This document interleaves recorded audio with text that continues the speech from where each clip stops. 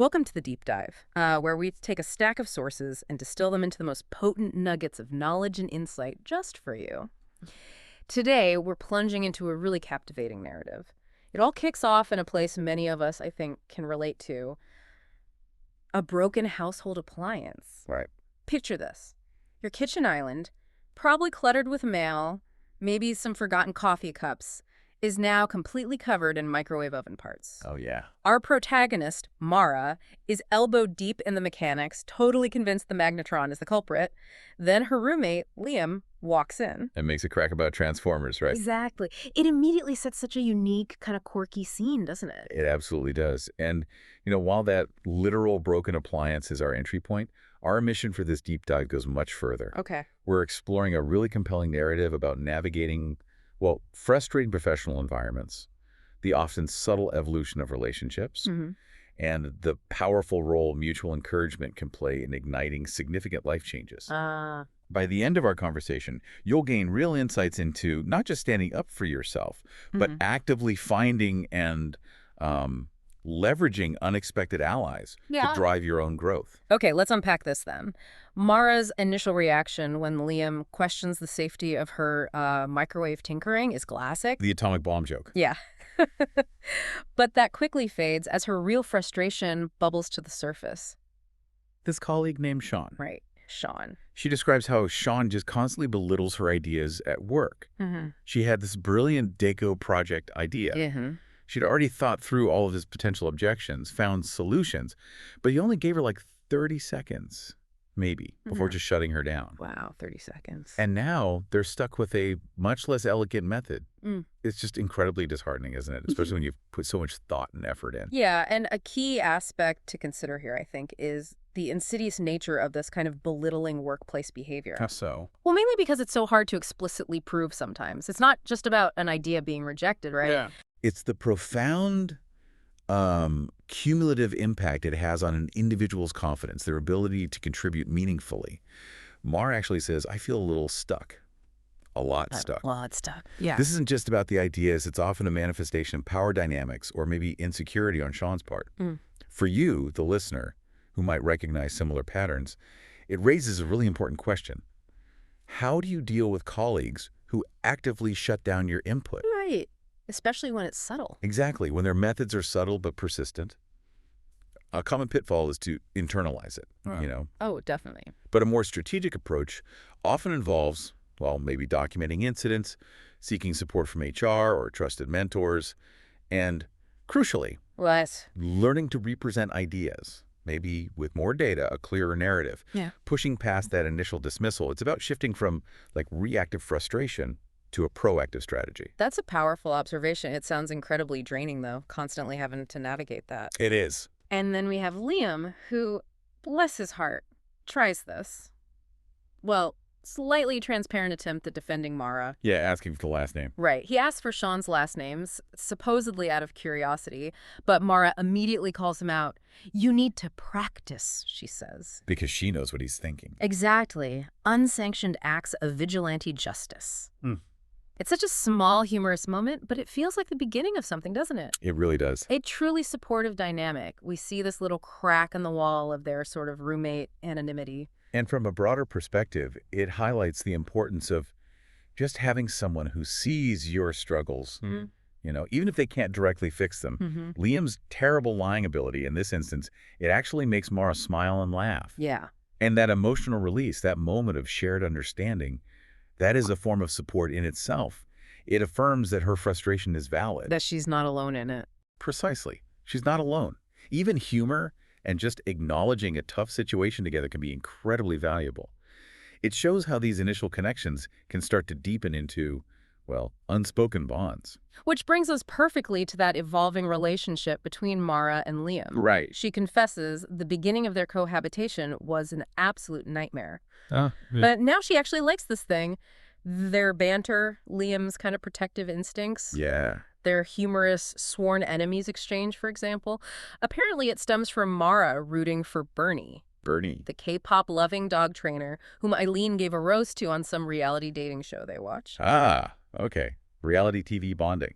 or anti-bonding. Exactly. Liam clearly is not a Bernie fan. It's those little everyday disagreements that somehow become endearing, you know? Well, a key takeaway here, I think, is how shared living spaces and daily interactions, even the ones laced with playful antagonism, Like the Bernie thing. right, like the Bernie thing, they can forge unexpected deep connections.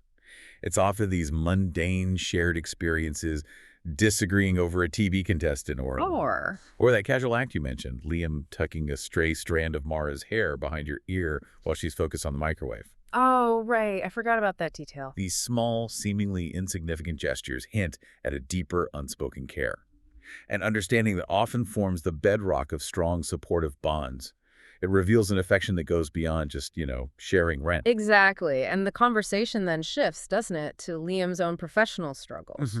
It turns out he's stuck too. Reveals he's also incredibly stuck. His boss, Mitch, a man Mara, privately hates with the intensity of 1,000 microwave ovens. Quite the image. Isn't it? Mitch asked him to fire someone for what Liam sees as a fixable mistake. Oh, tough spot. And Liam feels totally trapped, unable to leave despite his black market organ price graduate degrees and his years of experience being a corporate meanie. That line just paints such a vivid picture of his internal conflict, right? He's clearly overqualified and deeply, deeply unhappy. It absolutely does. And stepping back, this really illustrates how toxic leadership can impact even highly qualified individuals. Yeah. It leads to this profound sense of powerlessness, career stagnation. Liam's situation isn't that uncommon, sadly. No, I suppose not. It makes you wonder, what prevents talented people from seeking better opportunities, even when they're clearly unhappy and have the credentials to move on? What do you think it is? Often it boils down to a blend of things. Inertia, maybe, the comfort of the known, even if it's bad known, and a subtle erosion of self-belief over time. People get accustomed to the dysfunction, their perspective narrows, and the sheer effort of making a change can seem, well, insurmountable, even for someone with impressive degrees and experience. It's like internal paralysis from external pressure. That's a good way to put it. Exactly. Okay, here's where it gets really interesting for me. Mara has this explosive reaction to Liam's situation. But validating, you said. Oh, incredibly validating for Liam, I imagine. She calls his boss a shit nugget Okay. and basically yells at Liam to quit. But then she has her own moment of profound self-reflection, acknowledges her hypocrisy. She loves her actual job at the EPA, her dream job since she was 15, she says, but hates the people she works with. Especially Sean. Especially Sean. Really, mostly Sean. She has a plan, though. Transfer to a new unit. Good for her. But guess who else is applying? Oh, no. Don't tell me. Sean the asshole. For the leader position. Ugh. Of course. The irony. The pure, unadulterated irony of it all. Okay, this moment of passionate defense for Liam. It sparks something in Mara, doesn't it? A crucial internal shift. It seems like it. It's a powerful example of how we often see the potential and worth in others far more clearly than we see it in ourselves. That's so true. Her outrage on Liam's behalf, her absolute conviction that he deserves better, it seems to crack open her own perspective. Makes her question her own professional complacency, her self-limitation. Right. For you, the listener, this raises an important question. Why do we so often advise others to take bold steps that we ourselves hesitate to make? Good question. It's a common psychological thing, really. We have a clearer vantage point to see others' strengths, while our own insecurities or past failures often cloud our self-perception. We project onto them. Sort of, yeah. Yeah. We project our hopes for ourselves onto others, finding it easier to champion their cause than our own. That's incredibly insightful. I think many of us can relate to that dynamic, cheering on a friend to do something we secretly wish we had the courage to do. Absolutely. And this leads straight into Mara's pivotal aha moment. Liam just stares at her with this calm, sort of unwavering expression. And it prompts Mara to question her own assumption about not applying for that leader position. The dam breaks. Totally. She thinks, why? Why wouldn't I apply for a leader position? What is wrong with me? She realizes it's not like Sean is smarter than I am. Especially if he calls her Laura. Right. He even calls her Lara in emails. The deep realization just clicks for her. Everyone is better than Sean, and that includes me. Yeah. It's such a profound and, frankly, relatable moment of self-actualization, isn't it? Like the dust suddenly clears. It really is. This is a classic aha moment. Recognizing one's own worth and actively challenging those self-imposed limitations. Often, our biggest barriers aren't external circumstances, are they? They're the internal narratives we've constructed about ourselves, the "I can't" or "I'm not good enough." Definitely. This moment really underscores that a simple, well-timed question, or even just a calm gaze from a trusted friend, can act as a kind of circuit breaker for those self-limiting beliefs. It helps you see outside yourself. Exactly. Helps us recalibrate our internal narrative of what's possible. Mara's realization that her own self-doubt was the primary obstacle, not John's qualifications. That's powerful. Yeah. It's a reminder that sometimes the biggest leap of faith we can take is just to believe in ourselves. It's about shifting from comparison to self-affirmation. So, armed with this newfound determination, Mara declares, I'm going to apply for the leader position. Okay, go more. But there's a catch, and it's a big one. Oh? If you leave your job, directed at Liam.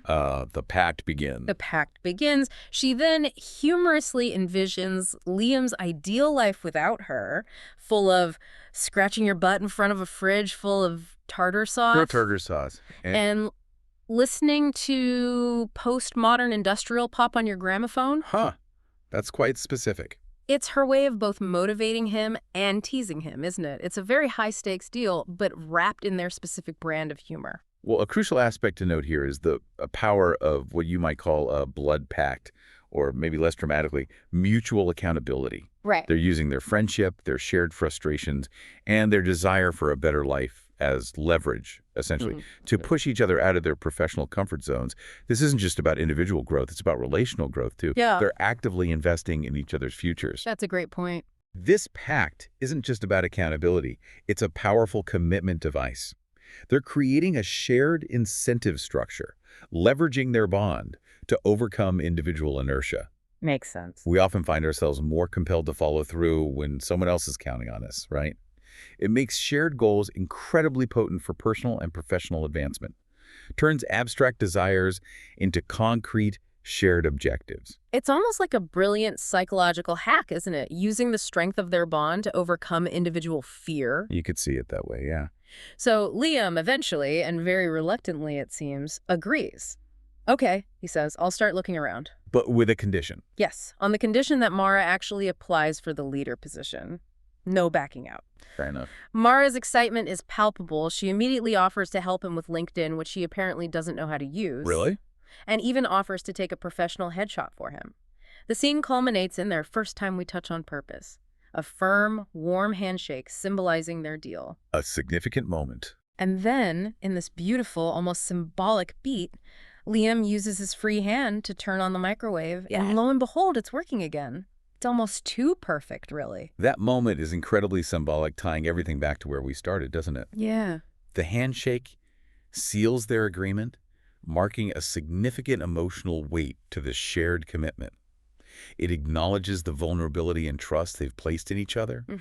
And the microwave, which was the source of the initial frustration, a potent symbol of things needing fixing in their lives, is now working again.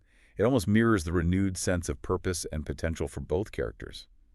Their individual problems, seemingly disconnected, have found a joint solution through mutual support. Wow. It suggests that when we finally address the broken parts of our professional lives, often with the help of an ally, things that seemed stuck can suddenly begin to function again. It's about finding that shared momentum and, crucially, the courage to act. So what does this all mean for you, the listener? I mean, from a literally broken microwave in these deep-seated workplace frustrations, Mara and Liam found a way to support each other towards significant career growth, even if it meant forging this somewhat unconventional professional suicide pact. It's a testament, I think, to how personal connections and maybe just a little mutual prodding can be the most unexpected catalyst for professional courage and really transformative change. Absolutely. And here's a final provocative thought for you to carry forward from this deep dive. Okay. How often do we let internal doubts or external pressures dictate our professional paths, even when deep down we possess the skills, the desire, and maybe the potential for so much more? That's a heavy question. It is. And think about this. What small, perhaps unconventional pacts could you make with someone in your life, a friend, a mentor, maybe even a colleague you trust? To do what? To challenge your own assumptions, hold yourself accountable, and propel yourself towards that next big step in your career or your personal journey. Consider who in your life might be ready to make a similar pact with you, creating a kind of shared trajectory towards growth. Something to definitely mull over. Thank you for joining us on this deep dive.